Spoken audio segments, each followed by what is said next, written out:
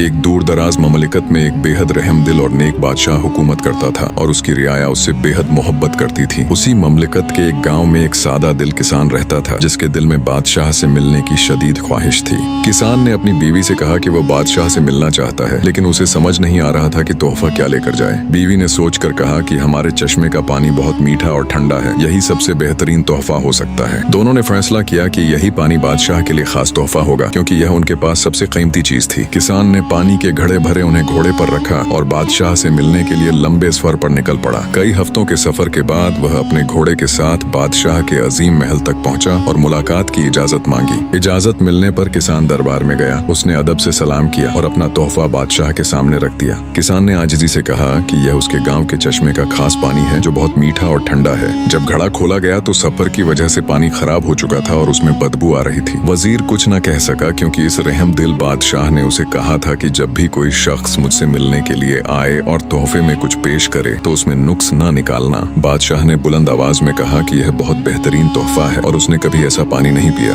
फिर बादशाह ने हुक्म दिया कि किसान के घड़ों को सोने से भर दिया जाए ताकि उसे इनाम दिया जा सके। किसान खुशी से वापस जाने लगा तो बादशाह ने वजीर को एक खुफिया हिदायत दी। उसने कहा कि वापसी पर किसान को शाही बाग के चश्मों के पास से गुजारा जाए। इसका मकसद यह था कि किसान को मालूम हो कि बादशाह के पास उससे कहीं ज्यादा बेहतर पानी मौजूद है। वापसी के सफर में जब किसान अपने घोड़े के साथ शाही बाग में पहुंचा तो वह वहां के खूबसूरत चश्मे देखकर हैरान रह गया। उसने पानी चखा तो उसे अंदाजा हुआ कि यह पानी उसके चश्मे से कहीं ज्यादा बेहतर और मीठा है। तब उसे समझ आया कि उसका तोहफा बहुत मामूली था, लेकिन बादशाह ने उसे फिर भी कबूल किया। उसके दिल में बादशाह के लिए मोहब्बत और इज्जत और भी बढ़ गई और उसने अल्लाह का शुक्र अदा किया। किसान अपने गाँव वापस आया और उसने अपनी बीवी को सारा वाकया सुनाया। दोनों ने अल्लाह का शुक्र अदा किया और समझ गए कि असल चीज नियत और खुलूस होती है। ऐ दोस्तों, हमारी इबादत का भी बस यही हाल है। हम जितनी भी छोटी से छोटी इबादत करते हैं उसे बहुत अच्छी समझते हैं। मालिक मुल्क उन इबादत को कबूल करता है और बेशबहा नेमतों से नवाजता है, हालांकि उसे हमारी इबादतों की जरूरत नहीं। अल्लाह से दुआ है कि वह हमारी आजिजाना और इनकिसाराना इबादत को अपनी बारगाह में कबूलियत का शरफ बख्शे और हमें मुखलिस बनाए, हमें नियत का खुलूस अता फरमाए और हमारी छोटी से छोटी नेकी को भी कबूल फरमाए। आमीन या रब्बुल आलमीन।